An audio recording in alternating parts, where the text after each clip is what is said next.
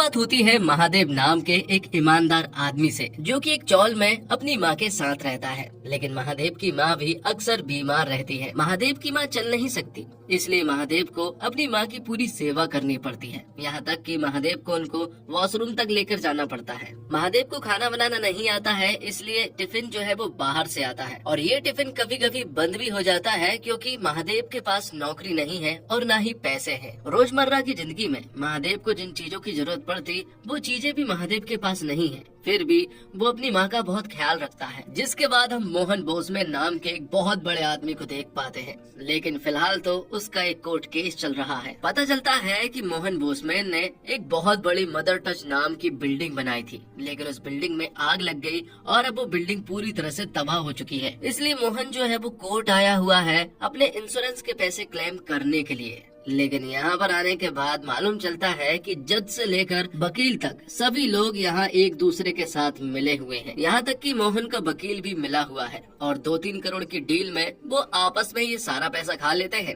और मोहन ये केस हार जाता है। तो अब इंश्योरेंस का कोई भी पैसा उसे नहीं मिलने वाला है और सारा पैसा यहाँ मोहन को चुकाना पड़ेगा। आगे हम देखते हैं महादेव को। महादेव जिस घर में रहता है उसके घर के जस्ट सामने गायत्री नाम की एक लड़की रहती है, और महादेव उससे बहुत प्यार करता है और गायत्री भी उससे बहुत प्यार करती है। दोनों एक दूसरे से शादी तो करना चाहते हैं, लेकिन महादेव के पास पैसे नहीं है और ना ही नौकरी है।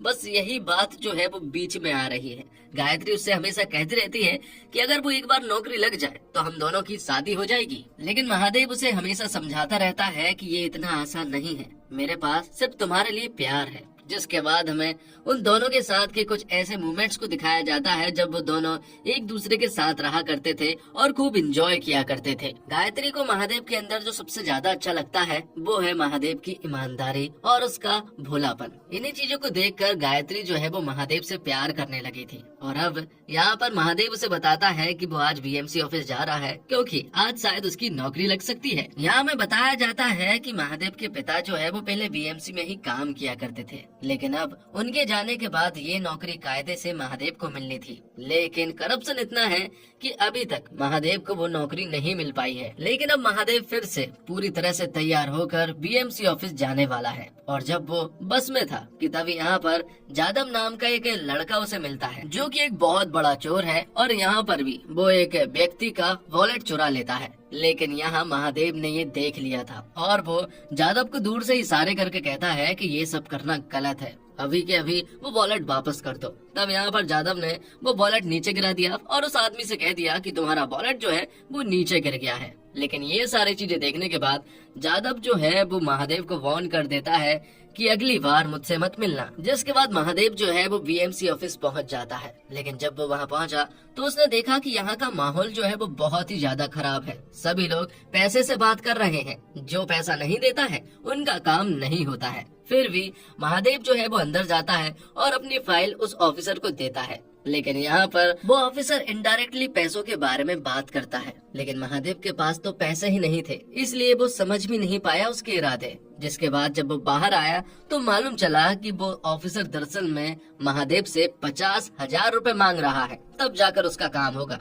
लेकिन महादेव के पास इतने पैसे नहीं है। जिसके बाद हमें मोहन को दिखाया जाता है। मोहन के साथ जब ये सब कुछ हुआ तो अब वो पूरी तरह से नशेड़ी बन चुका था। दिन रात शराब पीता रहता है क्योंकि उसका सब कुछ वो मदर टच बिल्डिंग थी। जिसके बाद हमें बताया जाता है कि मोहन की फैमिली पहले बहुत बड़ी फैमिली हुआ करती थी, लेकिन एक प्लेन क्रैश में उसकी पत्नी और उसकी बेटी की जान चली गई। फिर मोहन की फैमिली में सिर्फ और सिर्फ उसकी माँ बची थी, जिन्हें वो सब कुछ मानता था, जिन्हें वो सबसे ज्यादा प्यार किया करता था। लेकिन एक दिन अचानक से उन्हें भी हार्ट अटैक आ गया, और उन्हीं की याद में मोहन ने मदर टच नाम की एक बहुत बड़ी बिल्डिंग खड़ी की थी। ये बिल्डिंग मोहन के लिए सब कुछ थी। अगर ये बर्बाद हो जाती तो मोहन भी बर्बाद हो जाता, और वही हुआ क्योंकि उस बिल्डिंग में आग लग गई और मोहन जो है वो सड़क पर आ गया। मोहन के बर्बाद होने के बाद अब धीरे धीरे सारी चीजें नीलाम होने लगी हैं। उसके पास बहुत सारी कार थी, लेकिन सारी कार जो है वो चली जाती है, और तो और कुछ ही दिनों के बाद अब उसका घर भी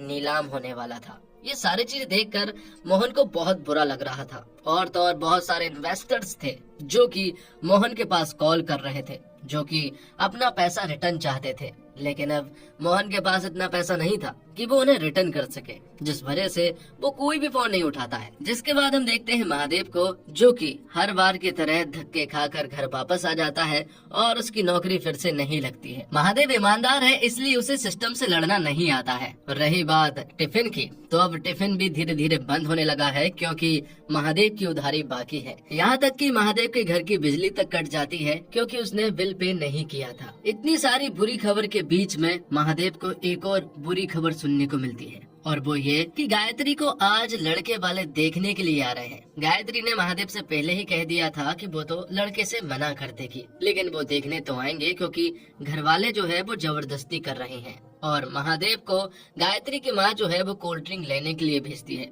और महादेव को जाना भी पड़ता है। तो अब घर पर खाना नहीं था, क्योंकि टिफिन पूरी तरह से बंद हो चुका था। तब यहाँ महादेव जो है वो पड़ोस के एक अंकल के यहाँ से थोड़ा सा चावल और थोड़ी सी दाल चुरा लेता है, ताकि वो अपनी माँ को खिला सके। जिसके बाद हम प्रेमनाथ नाम के एक पॉलिटिशियन को देख पाते हैं, जिनकी जनहित पार्टी है, और वो यहाँ महादेव की चौल में वोट लेने के लिए आए थे। और प्रेमनाथ जो है वो सभी को 500-500 रुपए दे रहा था, लेकिन महादेव कहता है कि मेरा वोट बिकाऊ नहीं है, अगर खरीदना ही है तो मेरा वोट जो है वो 50,000 में बिकेगा। तब प्रेमनाथ जो है वो यहाँ से तुरंत ही चले जाते हैं। अब अगले दिन महादेव जो है वो काम की तलाश में फिर से बाहर निकलता है। जब वो बाहर निकला तो उसकी मुलाकात होती है जादव से। जादव के पास बहुत सारे वॉलेट थे और उसके पास ढेर सारे पैसे भी थे, और वो ये सारी चीजें महादेव को ही बता रहा था। ये सारी चीजें देखकर महादेव कहता है कि चोर जैसे लोगों की जिंदगी भी इतनी कमाल की है, लेकिन मेरे जैसे ईमानदार लोगों की जिंदगी इतनी ज्यादा खराब है। तो भाई मोहन जो है वो अय्याज बन चुका था, फुल ऑन ऐश करने लगा था,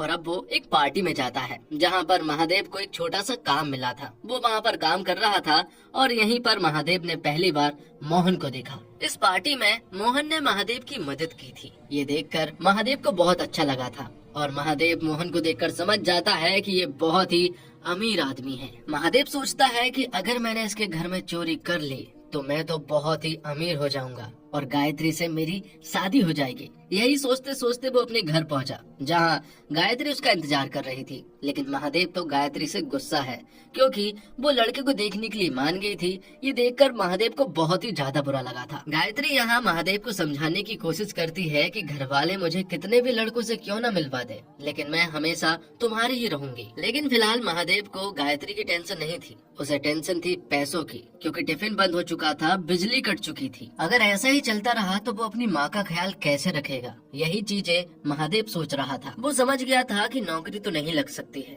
इसलिए उसे चोरी ही करनी पड़ेगी, और वो मोहन को टारगेट करता है। अगले दिन हम देखते हैं मोहन को, जो कि एक शराब के ठेके पर जाता है और वहाँ से बहुत सारी शराब खरीद कर लाता है। जैसे मोहन ने सालों का स्टॉक जो है वो आज ही पूरा कर लिया है। और उसी दिन हम देखते हैं महादेव को भी, जो कि मोहन के घर पर चोरी करने के लिए जा रहा था। इसलिए वो सबसे पहले गायत्री से मिला, और गायत्री से उसने कहा कि वो नौकरी की तलाश में जा रहा है, और अगर उसे नौकरी मिल गई जिसके बाद सब कुछ सही हो जाएगा, तुमसे शादी कर लूंगा और हम दोनों बिल्कुल सेट हो जाएंगे। लेकिन महादेव ने जो प्लानिंग की थी चोरी की, उसे उसने पेपर पर उतारा था, और ये पेपर यहाँ गायत्री के हाथ लग जाता है। ये देखकर गायत्री को बहुत दुख होता है कि मैंने जिस इंसान से प्यार किया था वो ईमानदार था, जो चोरी करने का सोच भी नहीं सकता था, लेकिन आज महादेव जो है वो चोरी करने के लिए जा रहा है। इसका गायत्री को बहुत दुख था। अब महादेव जो है वो मोहन का पीछा करने लगता है। मोहन जहाँ भी जाता महादेव जो है वो उसके पीछे पीछे जाता। थोड़ी देर के बाद मोहन अपने घर चला जाता, महादेव भी उसके पीछे था,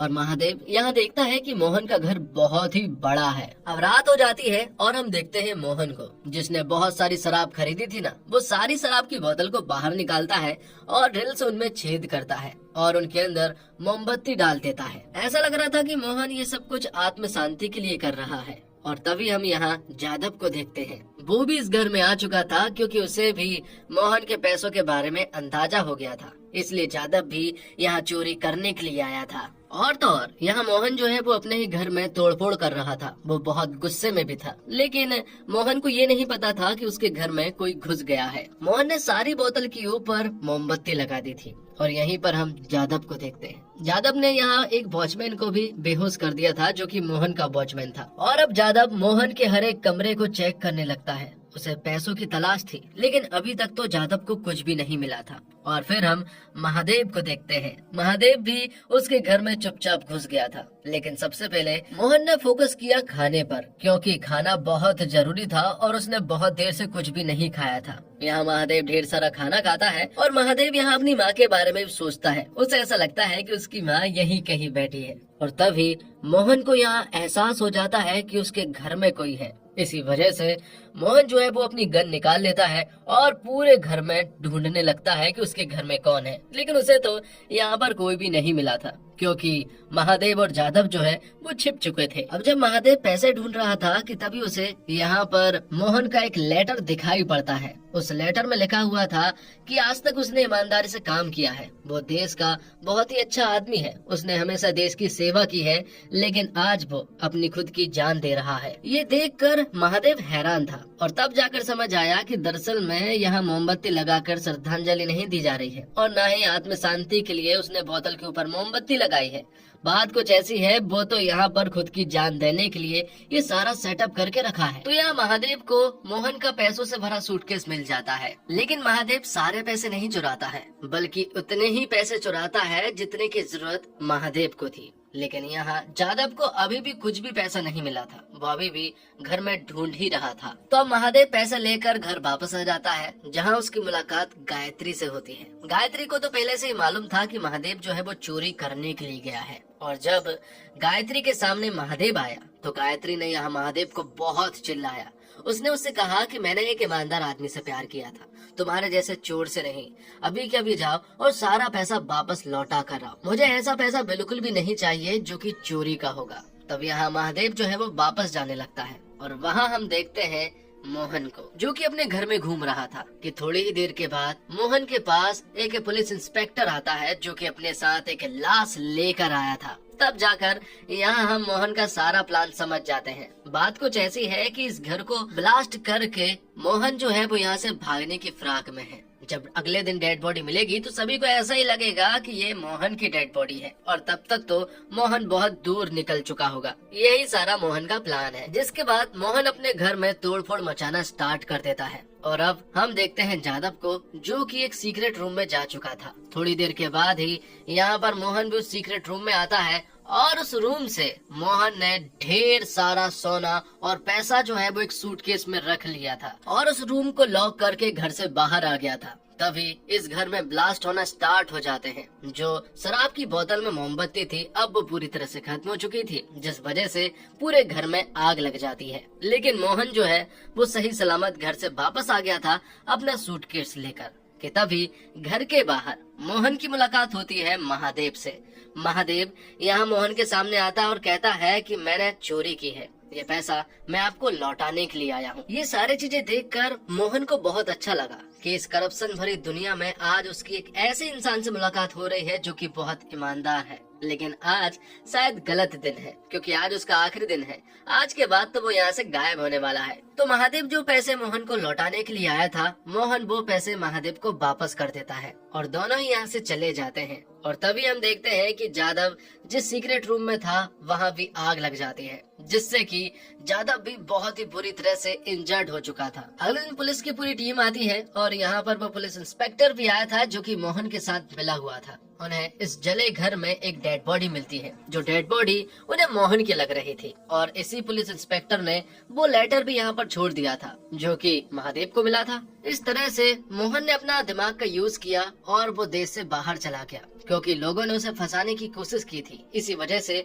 उसके पास कोई और रास्ता नहीं था। तो वही अगले दिन हम देखते हैं महादेव को, जिसकी आंखें खुल चुकी थी, लेकिन उसने अपना इरादा नहीं बदला था। वो ईमानदार है और ईमानदार ही रहेगा। इसलिए वो एंटी करप्शन ब्यूरो चला जाता है और वहाँ वीएमसी ऑफिसर की कंप्लेंट करता है, जिससे कि महादेव को उसकी नौकरी वापस मिल चुकी थी। और अब वो बहुत खुश था, क्योंकि गायत्री से उसकी शादी हो चुकी थी। रही बात, महादेव की माँ भी अब बहुत खुश रहने लगी थी और महादेव ने उनका पैर का इलाज भी करा दिया था। इस तरह से ये कहानी यहीं पर एंड होती है। तो दोस्तों, कभी कभी हालत इंसान को वो बना देते हैं जो वो कभी बनना नहीं चाहता था। एक ईमानदार आदमी जरूरत और लालच के बीच फंसकर गलत रास्ता चुन लेता है। पर असली परीक्षा अपराध करने में नहीं होती, बल्कि तब होती है जब जमीर नींद से जागता है। यह कहानी बताती है कि इंसान कितना भी भटक जाए, अगर उसकी आत्मा जिंदा है तो वो वापस लौट सकता है।